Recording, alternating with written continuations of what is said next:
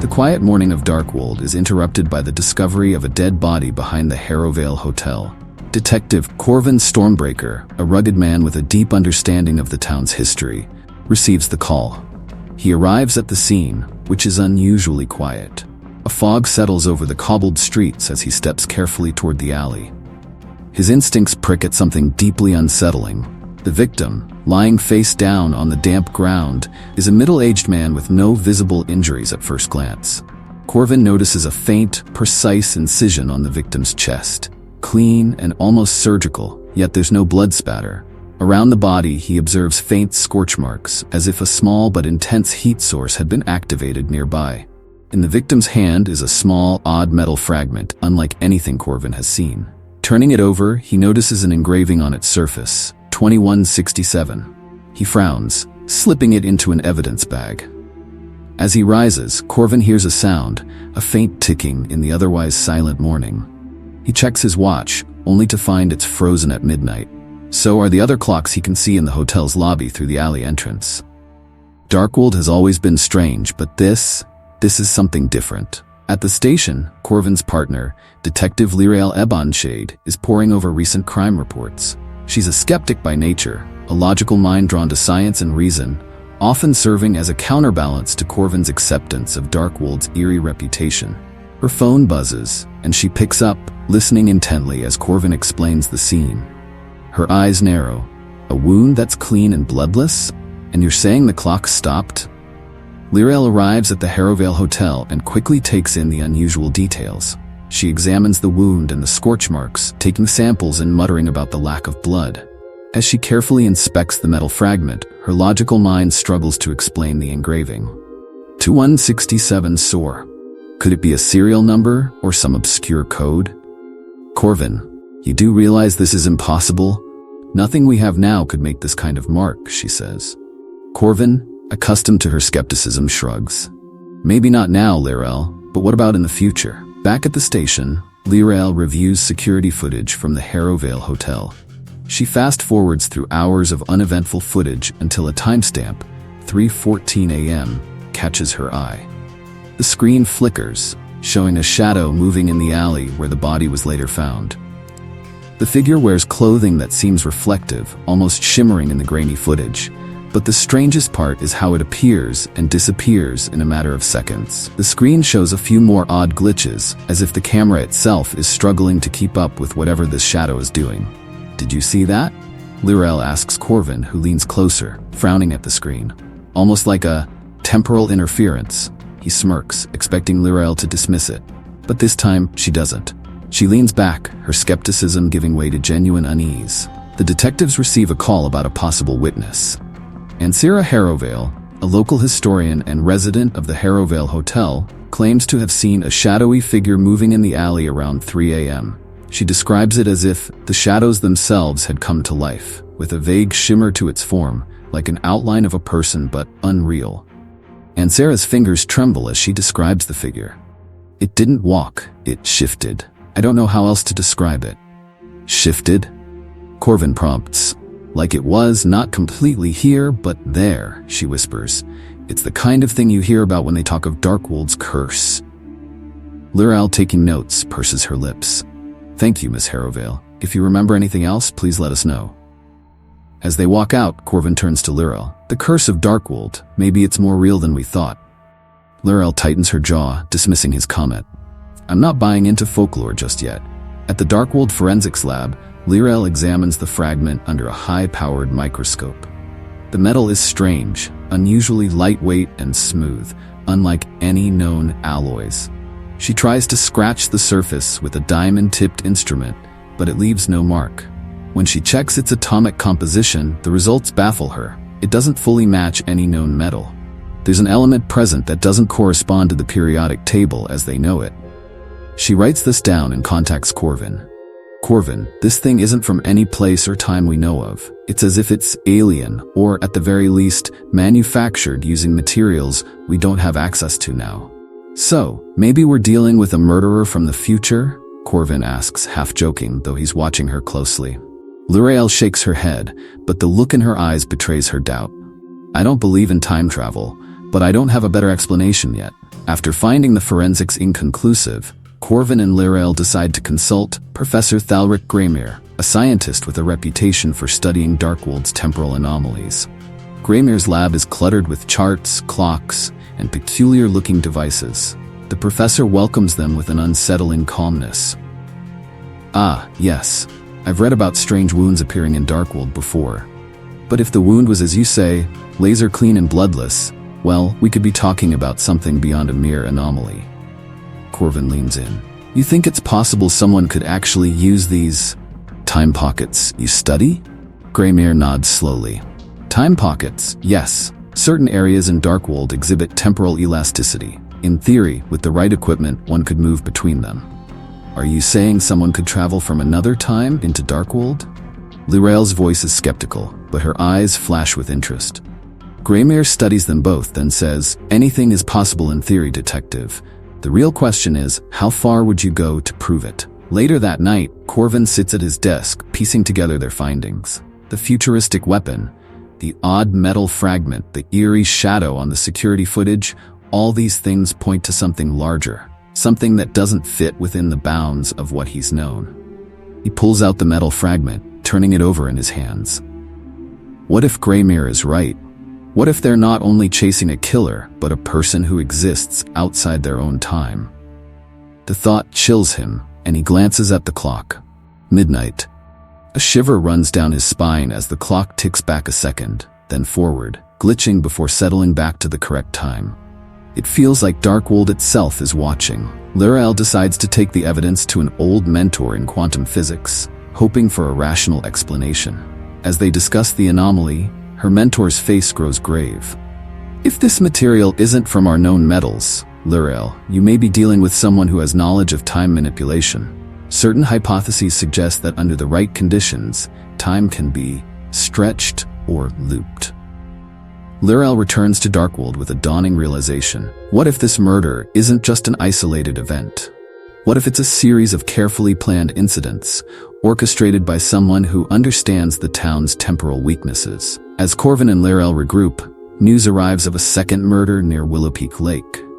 They rush to the scene, only to find similar clean, bloodless wounds and another metal fragment, this one engraved with 2168 straw. Time seems to stutter as they look at each other. Both detectives realizing that they're dealing with someone who's not just evading them in space, but in time itself. At the station, Corvin returns to the evidence room to review the items collected from both crime scenes. He reaches for the bag with the metal fragment stamped 21677, but it's missing. Confused, he scans the room, assuming it was misplaced. He searches through the other evidence bags, but it's nowhere to be found. Frustration building, he checks the logs to see if anyone else accessed the evidence room, but no one has signed in. Detective Lirael Ebonshade arrives just in time to see Corvin's expression, and he explains the situation. Lirael's skepticism spikes. You're telling me the only physical clue we had just vanished? Convenient. Corvin tries to rationalize it, but can't. A creeping feeling gnaws at him. What if this wasn't an accident? What if the killer has somehow managed to interfere with their investigation from a distance? Later that day, the detectives receive a call from a young woman named Vela Starwhisper, who claims to have seen an unusual figure near Willowpeak Lake the previous night. Vela meets them at the station, visibly shaken. She describes a person dressed in strange metallic clothing, almost like armor, with reflective material that made the figure blend into the darkness. He didn't walk like us, she whispers. He sort of flickered, like an image struggling to stay real. And when he turned to look at me, his eyes, they were like nothing I'd ever seen. Cold, almost metallic. Lirael raises an eyebrow, but Corvin's intuition tells him Vela might be onto something. He jots down every detail, asking her if she saw anything unusual about his movements or any possessions. He was holding something that glowed, she says, closing her eyes as if trying to recall. A kind of box, or maybe a device? Corvin and Lirael exchange glances, their suspicions growing that this killer is no ordinary murderer. Determined to gain some clarity, Corvin decides to visit the Darkwold Historical Archives. There, he meets Alara Dawnrider, the town's elderly historian, who has kept meticulous records of Darkwold's strange happenings over the years. Alara recognizes Corvin instantly and, upon hearing of his predicament, agrees to help. "Alara, I need to know about any previous incidents involving futuristic or inexplicable objects," Corvin explains. Alara pulls a dusty ledger from a shelf and flips through pages of handwritten notes. Finally, she pauses, pointing to an entry from 1842. "Here. There was a report of a similar case. A man was found with wounds that couldn't be explained. People claimed they saw a figure, cloaked and strange, lurking near the scene."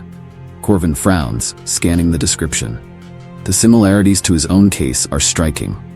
Could someone have been traveling back here all this time? Alara looks him in the eye, her gaze somber. "This town has always had secrets, detective. Be careful. Some of them are meant to stay buried." Back at the station, Lirel reviews the information Corvin found, and with growing frustration admits that this mystery may go beyond conventional logic.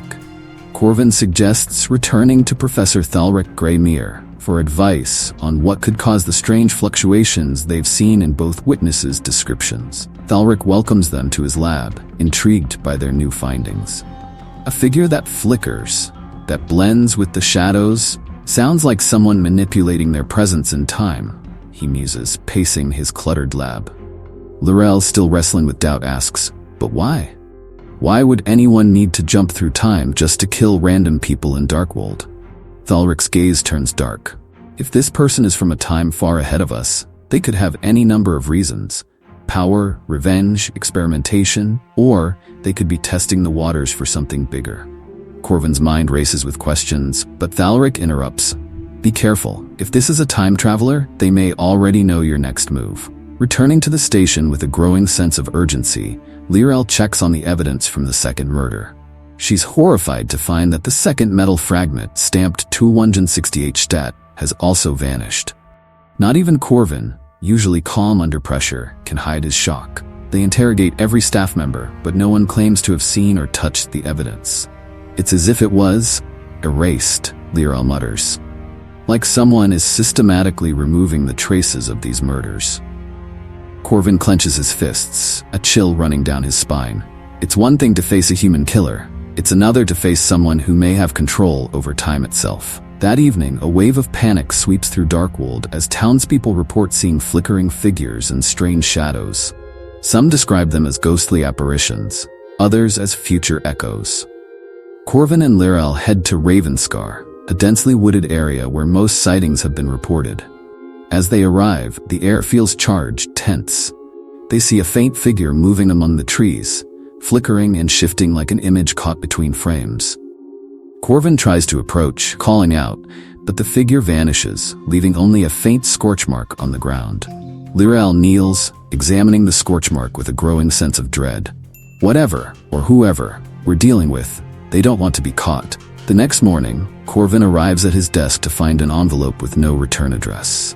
Inside is a handwritten note on old, yellowed paper that reads, "Stop now, or the past and future will both suffer." The handwriting is precise, almost mechanical, as if written by someone who has never had to write by hand. Corvin feels a creeping sense of unease. Whoever wrote this message doesn't seem to be from his world. He shares the note with Lirel, who seems more agitated than ever.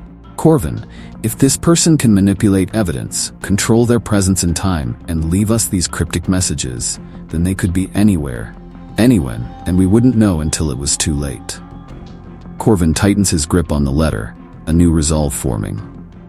"Then we need to get ahead of them somehow. We need to think like they do." In search of answers, Corvin turns to the journal from the 1800s that he retrieved from the archives.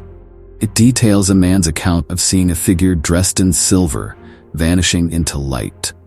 The man describes how the figure left strange metallic pieces scattered across the ground, then warned him to stay away.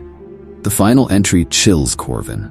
The man wrote, he said he would return every 100 years to cleanse the town of its mistakes. Corvin realizes that these murders might not be random. They could be part of a carefully calculated timeline, a series of actions designed to cleanse Darkwold at intervals. Lirel reads over his shoulder, her skepticism momentarily forgotten.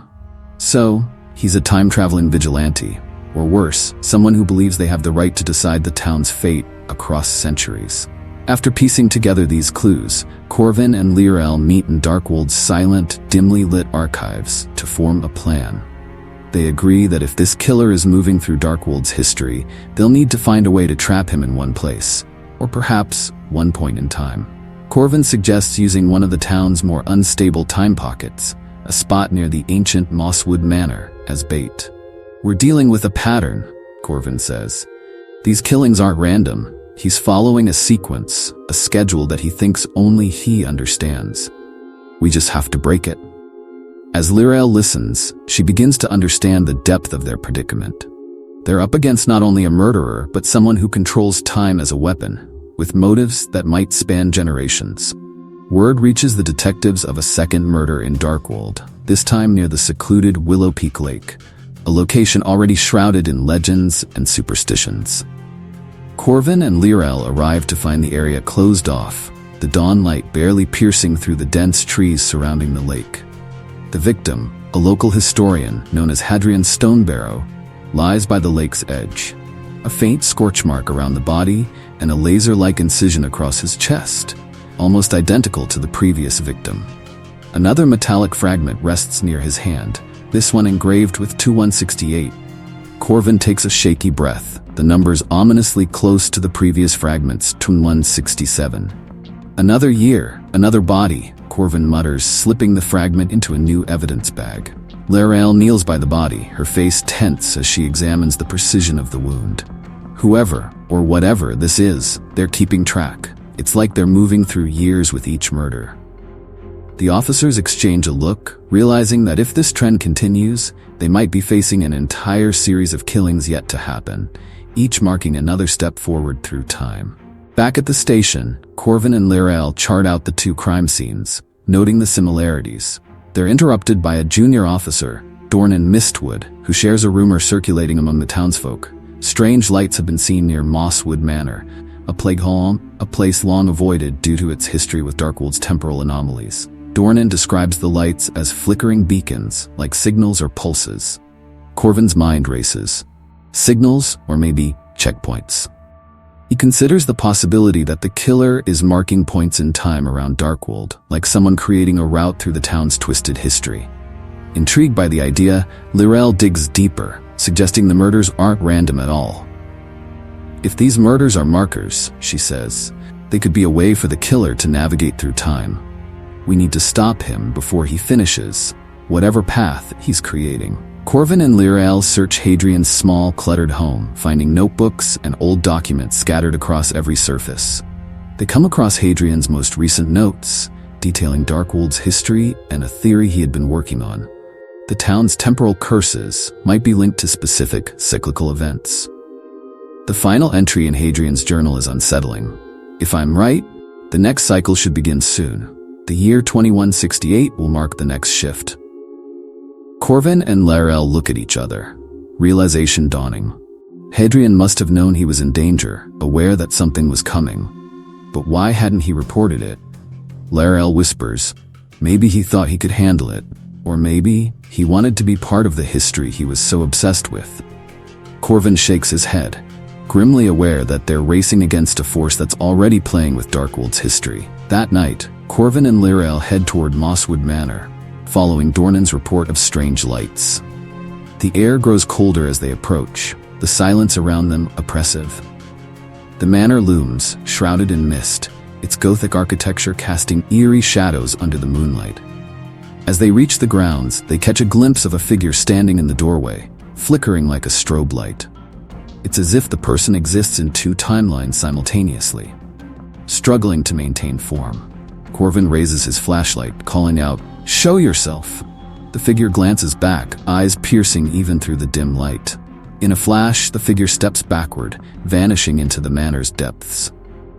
Corvin and Lirel chase after him, the walls of the manor creaking around them as if the building itself resents their intrusion. Inside, they lose sight of the figure but find another ominous scorch mark on the floor. Lirel kneels, running her hand over the mark. "It's recent," she murmurs. "And these burns, they match the ones around the bodies. Before they can investigate further, a chilling metallic sound fills the air, a ticking echoing through the hallways, as if the building itself is counting down. Shaken from their encounter at Mosswood Manor, Corvin and Lyrell visit Professor Thalric Greymere once more. Thalric is visibly uneasy when they recount the flickering figure and the ticking noise. The manor is likely a focal point for the town's temporal disturbances, Thalric explains, rubbing his temples. If you're seeing entities that flicker, that may mean they're caught between timelines, existing in multiple realities. So, the killer could be moving between these timelines? Lyrell asks, her skepticism slipping away. Thalric nods gravely. Exactly. And if they're following some kind of pattern, one that's connected to these years, it could be part of a larger plan to change something in Darkwold's future. Corvin frowns. Or its past. The weight of Thalric's words settles on them. They're not just dealing with a murderer, they're facing someone who has a precise, calculated reason for these killings, rooted in Darkwold's history and its future. The next morning, Lyrell returns to the evidence locker, only to find that the fragment stamped 21168 has vanished, just like the first one. Furious, she checks the locker's security footage, but the footage is corrupted. Another glitch, with static lines interrupting the video at the exact time the evidence went missing. Corvin joins her, and they realize that this isn't a random series of thefts. The killer, somehow, is systematically removing traces of each crime, making it impossible for them to hold on to any physical evidence. He's erasing his own trail, Corvin says, disheartened. Or someone is helping him, Lyrell adds grimly. They both stare at the empty locker, their sense of urgency intensifying. Corvin pores over every note and photo they've managed to keep from the two cases, searching for a clue. He fixates on the years engraved on the fragments, 2167 and 21168. He wonders if these numbers are more than just years, if they're signals marking the killer's movements through time. The realization dawns, the killer may be leaving clues for specific reasons, marking years that have some significance. Lyrell joins him, piecing together details of Darkwold's past anomalies. These dates could indicate events, she says, her mind racing. Important moments in Darkwold's history, or maybe moments that would shape the future. Corvin leans back, looking over their notes with a new perspective. If he's targeting people linked to these years, he might be following a pattern, erasing people or events to manipulate history. As Corvin and Lyrell leave the station that night, they find another note, this time tacked to Corvin's car. The paper is weathered, the ink smeared as if it had been left in the rain before drying. It reads, "There's only one way to stop this. Abandon the investigation, or become part of history." Lyrell shivers as she reads it, realizing that whoever left the note had known exactly where they would be. It's as if someone is watching their every move, following them across timelines, staying one step ahead. Corvin clenches his jaw, determination hardening his resolve. "I'm not giving up, we're going to end this." They both realize they're in deeper than they imagined, dealing with forces and motives that may span centuries. But Corvin knows one thing. If they don't solve this, Darkwold's very future may be at stake. Late into the night, Corvin and Lyrell examine every lead, trying to decode the killer's pattern. They piece together details of past anomalies, strange deaths, and time gaps in Darkwold's records, noticing a disturbing trend. Nearly every century, Darkwold experiences a spate of mysterious deaths and disappearances, each incident separated by roughly 100 years. "What if the killer is maintaining this cycle?" Lyrell whispers. "Following a plan laid out by someone, or something, from the future?" Corvin nods, beginning to see a broader design. If he's following a loop, killing at precise intervals, he could be ensuring that Darkwold stays in some kind of balance, or maybe keeping certain events from ever happening. They make a pact to prevent the next murder, realizing that their actions in the present could affect Darkwold's future or its past in ways they can't predict. After a restless night, Corvin meets Lyrell early at the station, armed with new theories about the killer's movements. Using the dates from the fragments, they map out previous murder sites, each corresponding to temporal anomalies recorded in the town's folklore and archives. Darkwold, it appears, is connected by invisible threads of time, and each killing is like a pin holding those threads in place. What if these locations are more than just random spots? Lirel wonders aloud. What if there are points in a network, connecting something deeper, a way for him to travel between timelines? Corvin nods, tracing a path from the first murder near the Harrowvale Hotel to Willow Peak Lake. As he connects each point, the lines form a rough path leading toward Mosswood Manor. If Mosswood Manor is the center, Corvin says, it could be the rift itself, the origin point he's using to enter and exit different times. They decide to investigate the manor again, this time fully aware that they're walking into what might be the killer's lair. Determined to force the killer into the open, Corvin and Lirel work with the station to set up surveillance around Mosswood Manor, positioning officers discreetly in key locations. They station undercover officers around each known time point as well, hoping to disrupt the killer's pattern and prevent the next murder. Corvin confides in Lirel that if the killer truly is time traveling, traditional traps might not be enough. Lirel proposes using Thalric's device to detect temporal fluctuations, thinking it might help identify shifts in the killer's movements. They meet with Professor Thalric Greymere, who lends them a second, smaller detection device, a prototype designed to locate temporal anomalies within a radius of 50 feet. Thalric warns them that using it near the rift could have unpredictable effects, as the device is highly sensitive. Lirel, skeptical but resigned, accepts the device, muttering, "Well, we're already dealing with the impossible." On the evening of the operation, Vala Starwhisper, the witness who had earlier seen the strange figure, arrives at the station with more information. She claims to have had a recurring vision since the murder. A vision of a shadowy figure standing by the rift, clutching something metallic and whispering strange words she can't quite make out. At first, Corvin is hesitant, unsure if they should rely on something as abstract as a vision, but Lirel takes it seriously. Vala describes the figure's actions. Each time he approaches the rift, he mutters something about balancing the past, then flickers, shifting in and out of reality. What if he's preparing for something? Lirel asks, considering Vala's words. He could be gathering energy or anchoring himself in specific moments before a major shift. Corvin feels a chill. If Vala's visions are correct, the killer might be building up to a single act that could irreversibly alter Darkwold's history. That night, Corvin and Lirel take up positions near Mosswood Manor, keeping a sharp eye on the rift's location.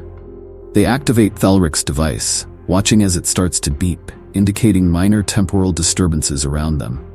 A shadowy figure emerges from the forest, his movements swift and disjointed, as if existing in multiple moments at once.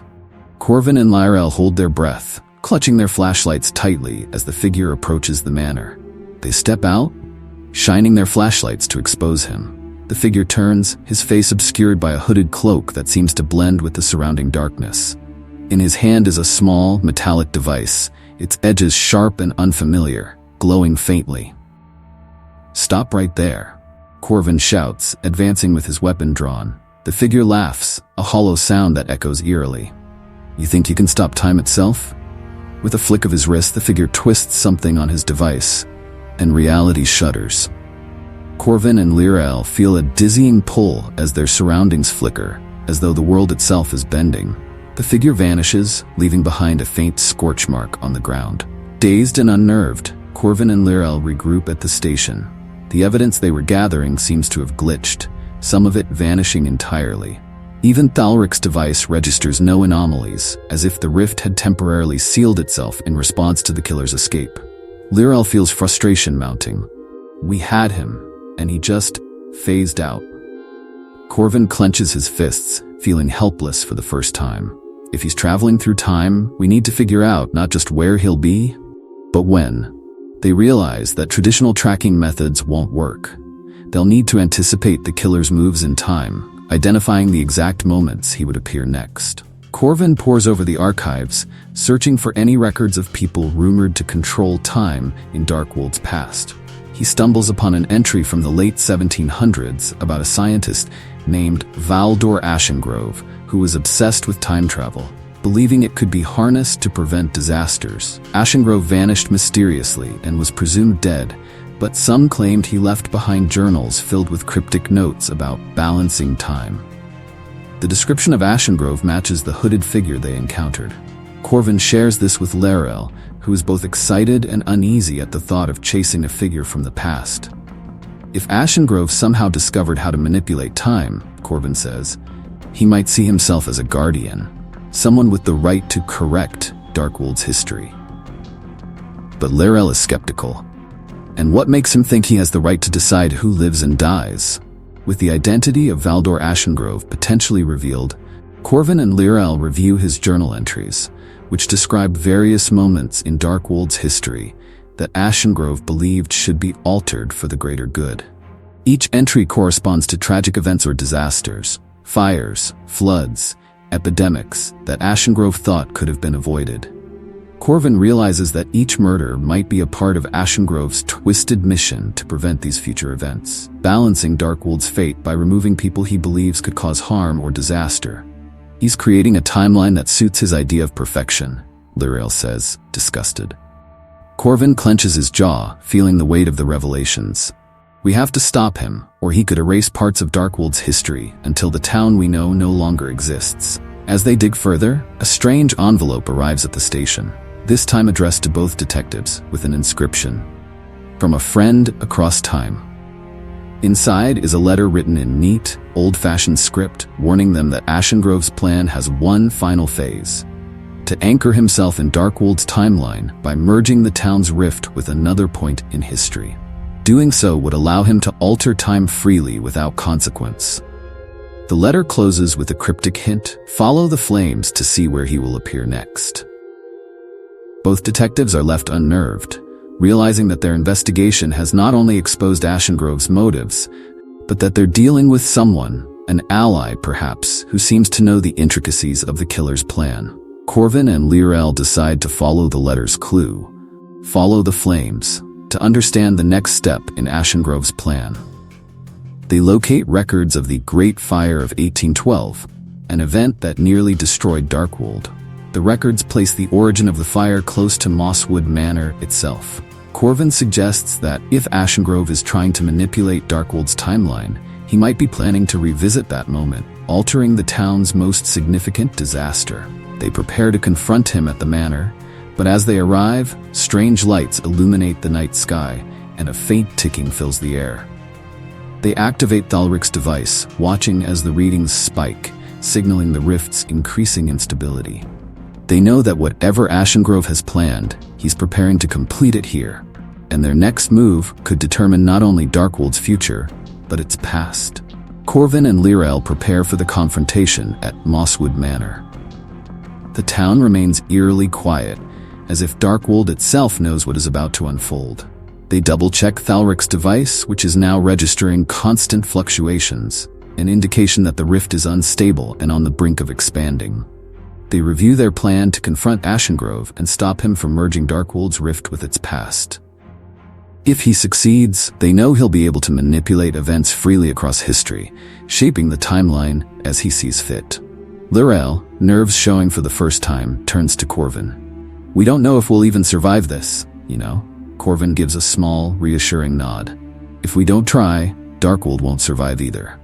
With Thalric's device to guide them, Corvin and Laurel approach Mosswood Manor at dusk, where the rift readings spike. The air feels charged, thick with an unnatural energy. They cross the threshold of the manor, stepping into a space where shadows seem to stretch and shift, as if bending to the flow of time itself. As they move deeper into the house, reality flickers around them. Rooms transform in an instant. One moment they're filled with dust and decay, the next, they appear pristine, decorated with furniture from Darkwold's past. Thalric's device emits a high-pitched warning beep. Laurel checks the readings, her heart pounding. We're standing right at the heart of the rift. Whatever Ashengrove's been using, this is where he's been entering and exiting our timeline. Corvin steels himself, knowing they're closer to finding Ashengrove than ever before. As they move through the manor, the rooms begin to overlap with scenes from different timelines. Corvin glimpses townspeople in old-fashioned clothing, frozen in moments from centuries past. Laurel sees an image of a young woman reaching out, her face twisted in horror as she vanishes into thin air. The hallways shift, twisting back on themselves as if trying to keep the detectives from their destination. Laurel grasps Corvin's arm. Do you see that? These are echoes of the people Ashengrove's taken. Corvin nods grimly. He's been altering the past from here, wiping people from history. They continue forward, using Thalric's device as a guide, until they reach the ballroom, a grand space, distorted by flickering shadows and echoes of Darkwold's past. In the center of the ballroom stands Valdor Ashengrove, cloaked in dark attire, his eyes glinting with an unsettling calm. His face bears the weight of centuries, a man who has seen and altered countless timelines. In his hand is a device, shimmering with energy that seems to bend light itself, a tool for controlling the rift. Corvin steps forward, his voice firm. You're not going to change Darkwold's history any further, Ashengrove. This ends here. Ashengrove laughs, a hollow sound that echoes through the room. You think you can stop time, detective? I've been shaping this town's fate for centuries. Darkwold is my creation, a balanced masterpiece in the chaos of history.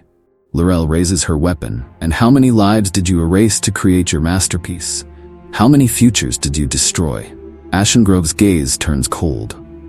The needs of the many outweigh the needs of the few. I've prevented countless disasters, tragedies that would have ruined Darkwold.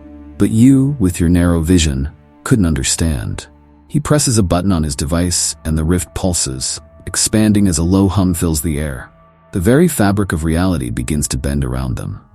As the rift's energy surges, rooms around them begin to merge, blurring boundaries between timelines. Past versions of Darkwold shimmer around them, fleeting images of people, events, and moments Ashengrove manipulated to keep his version of Darkwold intact. Corvin feels an intense pull, as if the rift itself is drawing him into the vortex of time. He grips Thalric's device tightly, using it to steady himself. Laurel, we have to disrupt his control over the rift. Ashengrove, sensing their intent, raises his device, but Laurel fires a warning shot at his feet, halting him. You're playing God, Ashengrove, she says, her voice hard, but every person you've erased has left an echo, a scar on Darkwold's past and future. Ashengrove sneers. Fools. Without my intervention, this town would have crumbled long ago. Corvin notices a small access panel on Ashengrove's device, where intricate dials and switches allow him to manipulate the rift. He signals to Laurel, who nods in understanding. With Ashengrove momentarily distracted, Corvin lunges forward, grabbing at the device. Ashengrove reacts swiftly, swinging the device away and sending a surge of energy through Corvin, who stumbles, momentarily dazed. But Laurel seizes the opportunity, striking Ashengrove's hand and knocking the device to the ground. Corvin, regaining his footing, quickly smashes the device, causing it to emit a blinding flash as it breaks apart. The rift shudders, and the flickering images of Darkwold's past begin to fade, losing their hold on reality. Ashengrove screams in fury, clutching at the shattered remains of his device. You don't understand what you've done. I was the only thing keeping Darkwold's timeline stable. But Corvin and Laurel know that stability born of murder and manipulation isn't stability at all. With the device destroyed, the rift begins to destabilize, sending waves of energy through the manor. Corvin and Laurel feel a rush of wind and light swirling around them, as if the building itself is being pulled into the vortex. They grab hold of each other, struggling to make their way out. As they reach the door, they turn back to see Ashengrove, his figure flickering in and out, trapped within the collapsing rift. His face is a mix of anger and fear, as he realizes he's losing control of his carefully crafted timeline. Without me, Darkwold will fall, he shouts, his voice echoing in the maelstrom. But Corvin and Laurel push forward, escaping as the manor implodes, pulling Ashengrove into the depths of time. They barely make it outside before the entire structure vanishes, leaving only an empty field where Mosswood Manor once stood. The morning after the confrontation, Corvin and Laurel return to the station, shaken but resolute. Darkwold seems quieter, almost peaceful, as if freed from a lingering darkness. Thalric's device now shows no signs of temporal disturbance, indicating that the rift has stabilized. Corvin reflects on the lives that Ashengrove altered, the futures he manipulated. They decide to leave no record of Ashengrove's influence, choosing instead to let Darkwold move forward without the weight of his actions. Laurel places the last evidence they have, notes from Ashengrove's journals, into a sealed box, locking it away in the station's archives. Maybe it's better if no one remembers this, she says quietly. Let Darkwold's history move forward, untainted. Corvin nods, feeling the weight of their decision, but believing it's the right one. As they settle back into their routines, Corvin finds an old letter in his coat pocket, one he doesn't remember placing there. The letter is addressed to him and Lirel, written in the same old-fashioned script they saw before. Thank you for restoring Darkwold's future. The balance has been maintained, but know this, time never truly forgets. The letter ends with an unfamiliar signature, but something about it feels like a warning. Corvin and Lirel share a knowing glance, realizing that Darkwold's mysteries may not be entirely behind them. Corvin and Lirel, trying to return to normalcy after closing the rift, meet in the station to review their case files. Despite their best efforts, there's a lingering sense of something unresolved. Mosswood Manor's disappearance has sparked rumors, and the townspeople are asking questions. One morning, as Corvin sifts through old files, he finds an anomaly. A file on the original Mosswood Manor, dated centuries earlier, that lists the structure's demolition over 100 years ago. Confused, he checks the date again. The manor was supposedly destroyed long before Ashengrove's time. He shows Lirel the file, and they realize that history itself has adjusted to erase Mosswood Manor from Darkwold's recent memory. The realization chills them. The rift may be closed, but its influence on Darkwold's history has left gaps, as if reshaping reality itself. Later that day, Corvin walks through Darkwold's market square, feeling a sense of displacement. He's startled to spot a woman dressed in the attire of the early 1800s, her eyes distant, as if she doesn't quite belong. As he approaches, she glances at him with a look of recognition before vanishing into the crowd, leaving only a faint scent of lavender and parchment. He shares the encounter with Lirel, who recounts her own strange experience. A fleeting glimpse of a man in Victorian clothing walking along Willow Peak Lake. These sightings leave them both unnerved, realizing that Darkwold might be showing echoes of the people whose lives Ashengrove altered. It's like history's bleeding through, Lirel says quietly, as if the people erased by Ashengrove are surfacing in fragments. Corvin agrees, determined to uncover whether Darkwold's temporal anomalies are truly over or just beginning anew. Returning to the station, they find a package waiting for them, its exterior weathered and stamped with the seal of the Darkwold Historical Society. Inside is a journal bound in worn leather, its pages filled with cryptic notes in Ashengrove's handwriting. It's the journal he'd left behind, a map of his intentions and his attempts to manipulate the town's history. The final entry reads, "Even if I am gone, Darkwold's fate remains tied to the balance I've built. No one else will see my vision, but those who disturb the balance will pay the price." Lirel shivers, recognizing the ominous implication. Ashengrove's influence may be gone, but his legacy, a twisted blueprint for Darkwold's future, remains. Corvin and Lirel decide to return the journal to the Historical Society, hoping to distance themselves from Ashengrove's disturbing words.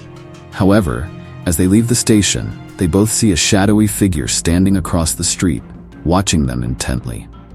The figure seems to flicker in and out of reality, echoing the same ghostly appearance as the people they'd seen near Mosswood Manor.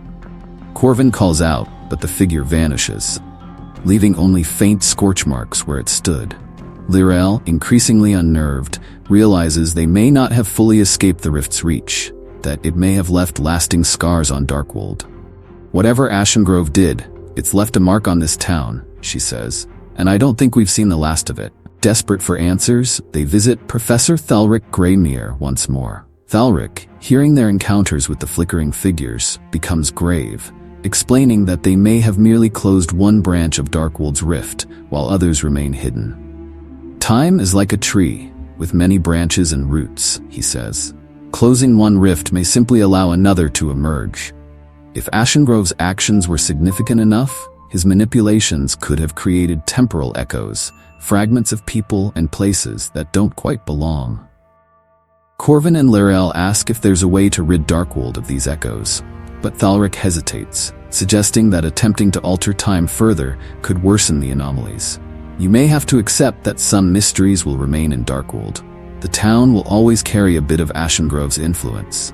That night, Lirel has a vivid dream in which she finds herself back at Mosswood Manor, alone in its abandoned halls. She wanders through rooms that shift between timelines as if she's seeing glimpses of Darkwold's past, present, and future all at once. She encounters Ashengrove, who stands motionless, his eyes hollow. Darkwold's fate is tied to the balance, he whispers. Every choice has a price. Lirel wakes with a start, shaken by the clarity of the dream.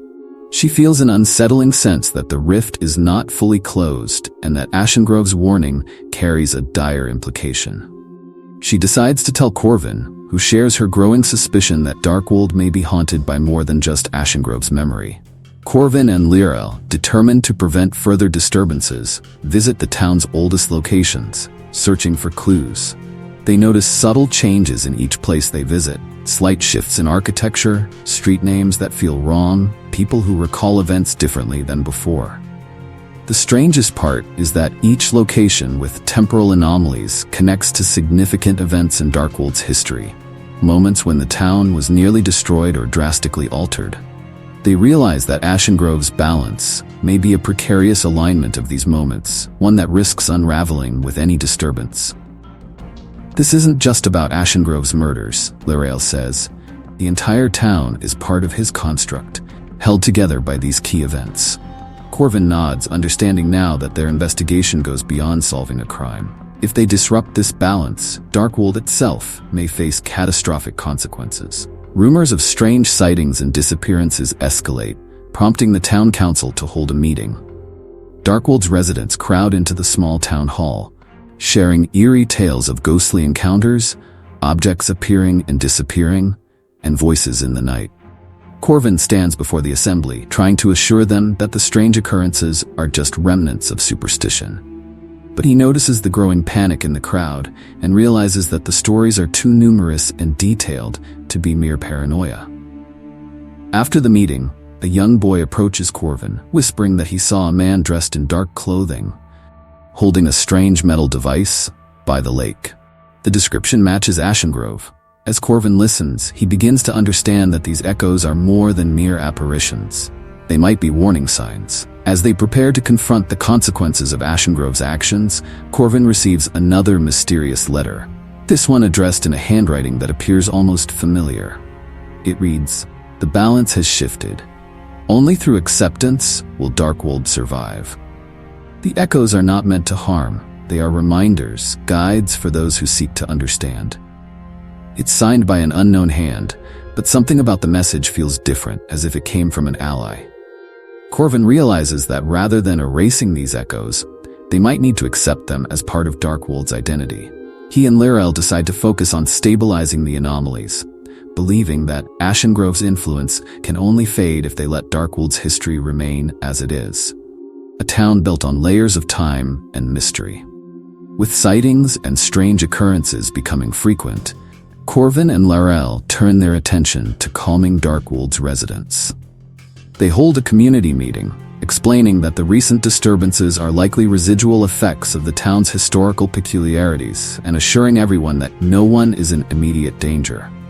Lirel emphasizes the need for the community to keep moving forward, recognizing that some things about Darkwold's past can't be undone. Many residents leave with unease, but some find solace in her words, accepting that Darkwold is a place of mystery. Corvin and Lirel leave the meeting feeling hopeful. But even as they walk back to the station, they're aware that Darkwold's balance is still fragile and that the town may continue to reveal echoes of its past. Over the next few days, Corvin and Lirel take turns patrolling Darkwold's most affected areas, where temporal anomalies are strongest: the Harrowvale Hotel, Willow Peak Lake, and the edge of Mosswood Manor's former grounds. Each location holds an eerie quiet, a sense that something or someone is watching.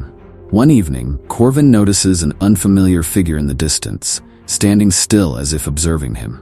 He calls out, but the figure simply fades, leaving Corvin with the unsettling impression that Darkwold's echoes may not be passive observers. He tells Lirel, who feels an ominous weight. They consider the possibility that Ashengrove's work has left not only memories of the past but figures who still roam, with knowledge of events only they would understand. Realizing they need outside perspective, Lirel contacts an old acquaintance, Dr. Alara Rayburn, a researcher in quantum physics and temporal anomalies. Alara, fascinated by Darkwold's strange history, agrees to visit. Alara arrives with equipment to study the anomalies and quickly detects faint temporal fluctuations throughout Darkwold, particularly near Willow Peak Lake and Mosswood Manor. She explains that such fluctuations could be remnants of the rift's energy, a trace of the moments Ashengrove altered. Corvin is eager to understand how they might stabilize the fluctuations, but Alara cautions that the town's anomalies may be too ingrained, bound to Darkwold's identity. The echoes are like memories, reflections of what's been lost. Trying to remove them might do more harm than good, she warns. Lirel listens, beginning to see the echoes as fragments of Darkwold's past, aspects of its identity that, while unsettling, need to be preserved. One afternoon, Vela Starwhisper comes to the station with a new account. She's been seeing recurring visions of people from different eras, all of whom mention something about keeping the balance. They seem to watch her, as if aware that she can see them, yet none appear hostile. Vela tells Corvin and Lirel that she believes the echoes are guardians of a sort, figures somehow connected to Darkwold's fate, watching over the timeline. She feels an unexplainable pull to these visions, as if they're calling her to protect Darkwold's history. Corvin and Lirel are intrigued by her insight, realizing that the echoes may serve a deeper purpose, reminding Darkwold's people of their shared past. Later that evening, Corvin finds an envelope slipped under his office door. The letter inside is signed with Ashengrove's familiar mark, but the handwriting is faded, almost spectral. It reads, "Balance is both fragile and eternal. Only those who embrace the past may walk toward the future. To disturb what has been set is to risk all that Darkwold has become." The message feels less like a threat and more like a warning, urging caution. Corvin shares it with Lirel, who takes it as a sign that Ashengrove's influence lingers, yet his words seem to offer guidance rather than malice. They decide to heed his message, choosing to observe rather than interfere with Darkwold's echoes. Determined to honor Darkwold's history, Corvin and Lirel work with the community to acknowledge the echoes as a unique part of the town. They encourage residents to share stories and remember the town's past, creating an oral record of the people and events that once shaped Darkwold. Over time, they see a change. The strange sightings become less frequent, and the residents report feeling a connection with the town's history rather than fear. Lirel, once skeptical of Darkwold's supernatural reputation, comes to appreciate the town's mysteries. She feels that by embracing the echoes, Darkwold is regaining its balance, choosing continuity over disruption. One evening, Corvin and Lirel walk along Willow Peak Lake, where the temporal anomalies were once strongest. In the fading light, they catch a glimpse of Ashengrove's shadowy form, watching them from the edge of the lake. He appears as an outline, barely visible, yet his presence feels undeniable. Ashengrove raises a hand, as if in acknowledgement, and speaks words they cannot hear. Then, with a faint shimmer, he disappears, leaving behind only the calm of the lake. Corvin and Lirel feel a sense of closure, understanding that Ashengrove's time in Darkwold has ended, his role as guardian now passed to the people themselves. As the echoes fade, Darkwold's residents find peace in their town's history, embracing its mysteries as part of their legacy. Corvin and Lirel's work has restored a sense of continuity, preserving Darkwold's identity without erasing its past. They agree to continue observing and protecting Darkwold, accepting that it will always be a place where time flows differently, where the past whispers through its streets. Corvin reflects on all they've experienced, grateful for the understanding they've gained. Darkwold may always be haunted, he says to Lirel, but it's a place that knows itself now. Months later, as they prepare to archive the case files, Corvin finds a final note tucked within Ashengrove's journal. The message is short, almost cryptic. A beginning and an end are but two sides of the same moment. Protect the balance, and Darkwold will thrive. Lirel smiles, feeling a sense of purpose. They close the file, understanding that they've become guardians of Darkwold's balance, watching over its unique timeline. As they leave the station, the town seems peaceful, its history and future aligned. But they know that in Darkwold, time will always hold secrets, and they, as its protectors, are ready to face whatever mysteries may emerge. 6 months after their final encounter with Ashengrove's ghostly figure, Corvin and Lyrel notice subtle, strange occurrences in Darkwold. Items go missing, only to reappear days later. Familiar faces occasionally appear as strangers, their memories altered. While the town's residents largely ignore these events, Corvin and Lyrel suspect something deeper at play. At first, the detectives think it's remnants of Ashengrove's influence. But the anomalies are different, less like echoes of the past and more like disturbances from alternate versions of the present. Concerned that the rift might still be active, they reach out to Professor Thalric Greymere for guidance. Thalric examines the recent anomalies and posits a theory. The rift may not be completely sealed. Instead, it could be acting as a threshold, pulling in fragments of Darkwold from parallel timelines. In essence, the town might be experiencing crossover events, where events and people from alternate realities momentarily intersect with their own. If these disturbances continue, they could lead to a collapse of Darkwold's timeline, Thalric warns. You need to re-establish the town's temporal boundaries, or else Darkwold could face a complete fracture. Corvin and Lyrel realize the gravity of the situation and prepare to reinforce Darkwold's stability. They agree to Thalric's suggestion to mark sites with high temporal resonance and conduct rituals to reinforce the town's timeline, a task requiring both skill and sensitivity. Following Thalric's guidance, Corvin and Lyrel work with a small group of trusted townspeople to create markers around Darkwold. Using artifacts from the town's history and specific rituals, they place these markers at locations where temporal anomalies are strongest: Willow Peak Lake, Mosswood Manor's grounds, and Harrowvale Hotel. The rituals are designed to anchor Darkwold's reality, tying it firmly to its own timeline. Each marker represents an era of Darkwold's history, chosen to symbolize the continuity of the town's unique identity. As they place the final marker near Willow Peak Lake, the air seems to shift, a calm settling over the area. Corvin feels an almost tangible sense of closure, a reassurance that Darkwold is aligning itself once more. Shortly after completing the ritual, Corvin encounters a mysterious visitor outside the station. The man introduces himself as Galad Ironmire, an antiquities collector who claims to have deep roots in Darkwold's past. He speaks in an old-fashioned dialect and has an unsettling knowledge of the town's recent events. Galad hints that he's connected to Ashengrove's line, one of the many descendants who secretly maintained the balance Ashengrove started. He warns Corvin that while the rituals are a step towards stability, there will always be forces working to influence Darkwold's timeline. You and your partner are not the only ones watching over Darkwold, he says. Others exist across time, all with a stake in what this town becomes. Corvin listens, both intrigued and cautious, as Galad hands him a small iron amulet. Keep this close, Galad whispers. It will remind you that some of us are always nearby. Before Corvin can ask more, Galad disappears, leaving only the amulet and a lingering sense of mystery. Corvin shows the amulet to Lyrel, who examines it with fascination. The amulet is etched with an intricate design that seems to shift under the light, almost as if alive. They bring it to Thalric, who speculates that the amulet may act as a temporal anchor, strengthening the bearer's connection to the town's timeline. It could help stabilize you in Darkwold's reality, Thalric explains, or even shield you from any temporal disturbances that might arise. Corvin, feeling the weight of responsibility, wears the amulet, sensing its reassuring presence. With Lyrel by his side, he feels prepared for the task of maintaining Darkwold's balance, however challenging it may be. Days pass, and Darkwold seems to stabilize.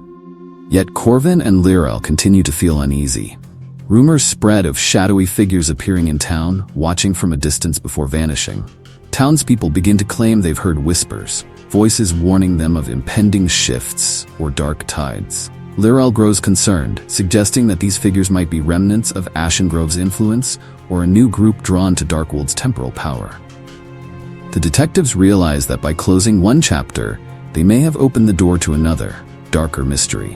While searching the archives for records on Ashengrove's descendants, Lyrel stumbles upon a hidden room in the basement of Darkwold's library.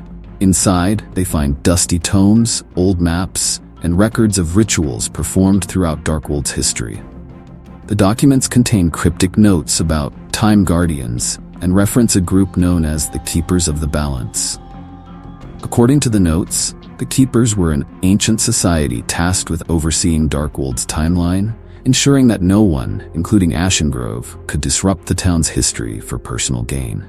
The group disbanded after Ashengrove's rise, but some members vowed to remain, watching over Darkwold's timeline from the shadows. Corvin and Lyrel realize that Darkwold's temporal anomalies are far older than they'd imagined, and that other guardians may still be protecting the town. That night, Corvin finds a letter in his office, written in elegant script. It reads, "The Keepers never truly left. They live among you, in shadows and echoes, ensuring that the past remains untouched. Should you face another rift, seek us, and we will guide you." The letter is unsigned, but its tone suggests a genuine offer of help. Lyrel believes it's from a current member of the Keepers, one of the Guardians still protecting Darkwold's history. They decide to keep the letter as a reminder that they are not alone in their mission, and that there are others, both seen and unseen, who share their commitment to preserving Darkwold's balance. As Corvin and Lyrel continue their work, they embrace their roles as Darkwold's protectors, understanding that their duty goes beyond solving crimes. They are now part of a legacy, inheritors of the Keeper's mission, tasked with maintaining the town's equilibrium across time. With the amulet around Corvin's neck and the echoes of the Keeper's promise in their hearts, they walk the streets of Darkwold, aware that the town's mysteries will always be close, woven into the fabric of its existence. While on a routine patrol near Willow Peak Lake, Corvin spots a figure in the distance, a man clad in a dark cloak with an amulet similar to the one Galad Ironmire had given him. The figure beckons, leading Corvin and Lyrel into the forest and disappearing among the shadows. After following the figure, they arrive at an old stone structure, hidden deep in the woods and shrouded in mist. The structure appears ancient, its walls covered in strange symbols that seem to pulse faintly under the moonlight.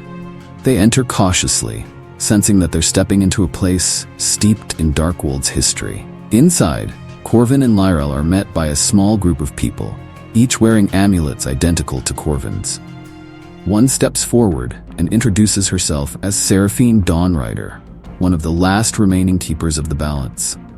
Seraphine explains that the Keepers have been watching over Darkwold for generations, preserving the town's timeline and preventing harmful temporal shifts. Seraphine tells them that while Ashengrove's actions were extreme, his knowledge of time manipulation came from the Keepers themselves, who had once trusted him as a member before he went rogue. Darkwold's timeline has always been fragile, Seraphine says. Ashengrove was one of us, but he lost his way, believing himself the master rather than the guardian. Corvin and Lyrel realize that the Keepers see them as potential allies, protectors of the town's balance, and are given an invitation to join their ranks. The Keepers explain that Corvin and Lyrel would be granted access to knowledge and resources, ancient rituals and protective charms to help them protect Darkwold.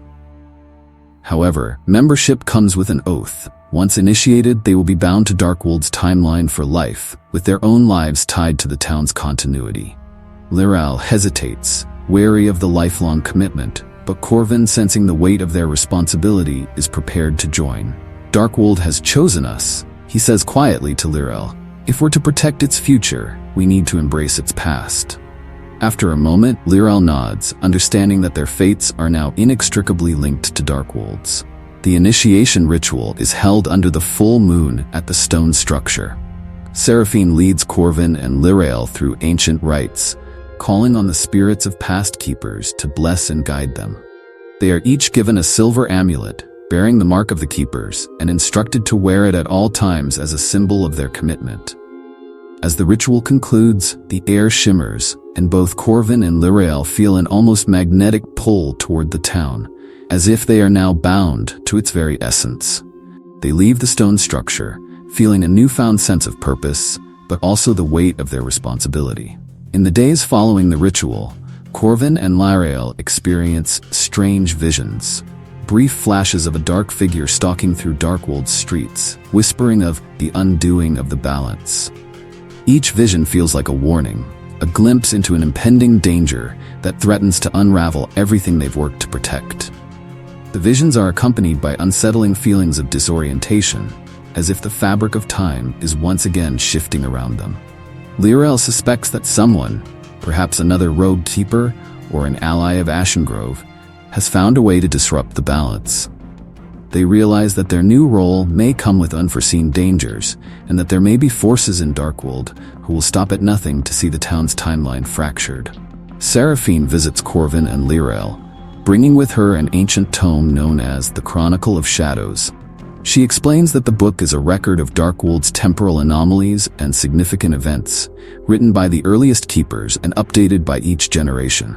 The tome details rituals for protecting the town's timeline, but it also warns of a dark season. A time every 100 years when the veil between timelines thins, and powerful forces seek to disrupt the town's balance. According to the Chronicle, this season is approaching once again. Lirael, thumbing through the tome, finds references to an entity known only as the Corruptor, a malevolent force that can manipulate temporal rifts for its own purposes. The Keepers believe this entity was the one who first tempted Ashengrove. Seraphine warns them to be vigilant, for the Corruptor may try to exploit Darkwold's current instability. That evening, Corvin and Lirael begin noticing signs that the Corruptor may already be present. Shadows around town appear longer, twisted, and out of sync with the natural light. Residents report hearing whispers and seeing their reflections moving differently, as if another reality is trying to bleed through. Determined to protect Darkwold, Corvin and Lirael investigate each sighting, tracing them to familiar locations: Willow Peak Lake, the Harrowvale Hotel, and the site of Mosswood Manor. They sense an unnatural energy, a darkness that hangs over each location, and realize that the Corruptor is targeting these places as points of entry. They resolve to fortify each site using rituals from the Chronicle to guard against further incursions. One night, Corvin receives a tip that shadowy figures have been spotted gathering at Willow Peak Lake. He and Lirael arrive to find swirling darkness at the water's edge, a vortex of shadows that seems to pulse with the same dark energy they felt at Mosswood Manor. As they approach, the darkness coalesces into a figure: the Corruptor itself, a faceless shadow cloaked in robes that seem woven from time itself. Its voice is like a storm, echoing through the night. "You cannot keep the balance forever," it intones. "Darkwold's history belongs to me." The Corruptor reaches toward the lake, sending ripples of dark energy through the water.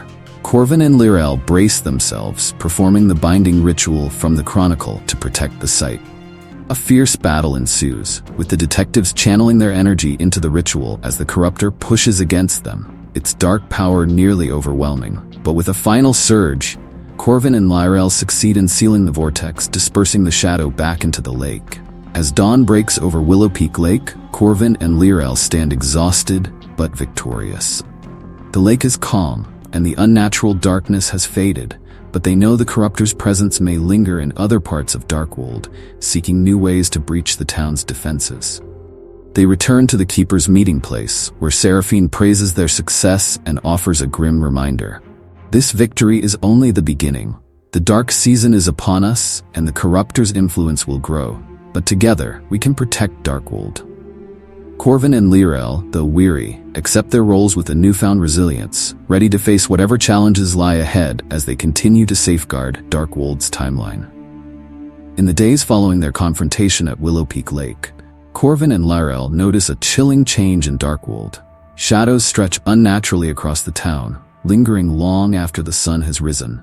Townspeople report eerie sensations, like time itself slowing and speeding up in intervals, and strange voices whispering from darkened alleys. As they prepare for the impending battle, they meet with the Keepers at the hidden stone structure in the woods.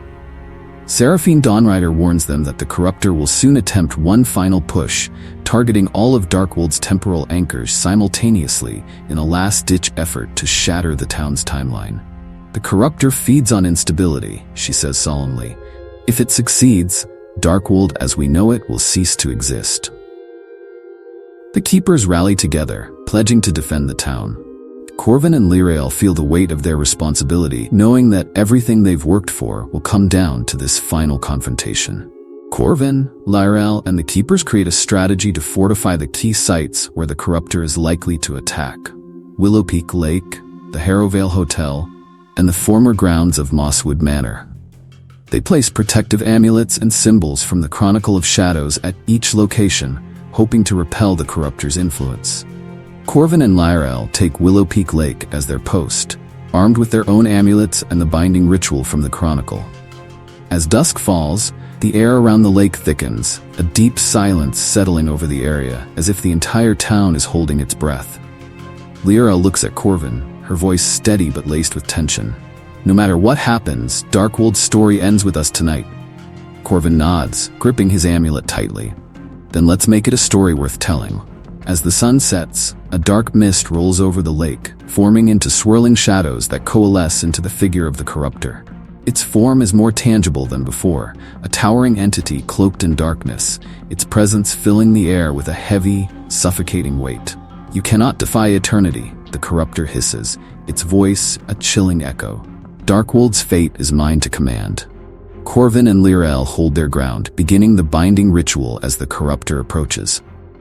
With each word they recite, the shadows around the lake recede, but the Corruptor lashes out, sending waves of dark energy through the air. The force of the attack nearly knocks them back, but they brace themselves, digging deep into their reserves of strength, knowing that failure is not an option. The Corruptor presses forward, its shadowy tendrils weaving around Corvin and Lyrel, trying to pull them into its darkness. Visions of alternate Darkworlds flash before them, a town ravaged by time, twisted beyond recognition, with echoes of lost residents flickering through empty streets. Lyrel closes her eyes, focusing on the Chronicle's words. "To protect Darkwold, one must first embrace it." She reaches out, mentally grounding herself in her memories of the town. The people, the stories, the history they've preserved. Slowly, the shadows retreat, weakened by her resolve. Corvin joins her, focusing on his love for Darkwold, the town that has shaped him. Together, they create a shield of light that repels the Corruptor's darkness, forcing it back toward the lake. With their combined strength, Corvin and Lyrel complete the binding ritual, reciting the final words in unison. A surge of energy radiates from them, illuminating the entire lake as if it were daytime. The Corruptor shrieks, recoiling from the light, its form flickering as it struggles to maintain its presence. For a moment, it seems as though the Corruptor will dissolve entirely, but it rallies, reaching out with one last desperate attack. Corvin feels the darkness pull at him, his vision blurring as the shadows try to engulf him. Lyrel grabs his arm, anchoring him. "Stay with me, Corvin. We're almost there." With a final burst of determination, they chant the binding words, focusing all their energy into the amulet around Corvin's neck. The amulet glows, channeling their strength and creating a barrier that encapsulates the Corruptor, sealing it within the lake. The barrier holds, trapping the Corruptor within the depths of Willow Peak Lake. Its dark form writhes and shrieks, its voice fading as it is pulled into the heart of the lake, bound by the power of the Keeper's ritual. The water stills, and a profound silence falls over the area, as if the very essence of Darkwold is taking a breath. Corvin and Lyrel sink to their knees, exhausted but victorious. The lake is calm, reflecting the moonlight, its surface unmarred by shadows. As they stand, Seraphine and the other Keepers emerge from the woods, relief on their faces. Seraphine nods, acknowledging their success. "You have safeguarded Darkwold's history. The Corruptor is bound, unable to harm this town." With the threat neutralized, the Keepers gather one final time at their stone meeting place. Seraphine informs Corvin and Lyrel that the ritual has severed the Corruptor's influence on Darkwold, restoring stability to the timeline. The Keepers thank them for their bravery, each member offering a blessing before dispersing into the night, returning to their hidden lives within the town. Before leaving, Seraphine gives Corvin a new amulet, one etched with the symbol of the Keepers, a reminder of his and Lyrel's roles as protectors of Darkwold's balance. "Should Darkwold ever need you again," she says, "you will feel its call." Corvin and Lyrel accept the amulet, feeling the weight of their new titles as guardians of the town's legacy. The next morning, Darkwold feels brighter, the shadows lighter, and a sense of peace settling over the town. Corvin and Lyrel walk through the streets, greeted warmly by townspeople who sense, even if they don't fully understand, that a great danger has passed. They visit Willow Peak Lake one last time, finding the water still and clear. The amulet Seraphine gave them glows faintly, a subtle reminder of their triumph. Lyrel turns to Corvin, a smile on her face. "We did it. Darkwold's finally at peace." Corvin nods, feeling a deep satisfaction as he looks out over the lake, knowing that they have secured Darkwold's future for generations to come. Months later, Corvin finds another letter, written in the same script as the previous messages from the Keepers. It reads, "In every shadow, a memory. In every memory, a guardian. We walk beside you, in time and beyond." The letter serves as a quiet reminder that, while the Corruptor may be defeated, Darkwold's mysteries and its unique relationship with time will persist. Corvin and Lyrel understand that their duty as guardians may never truly end, but they are ready, knowing that Darkwold's story will continue, with them as its protectors. Together, they close the book on the Corruptor, stepping forward as the steadfast guardians of a town that defies time, a town that will forever be watched over by those who love it.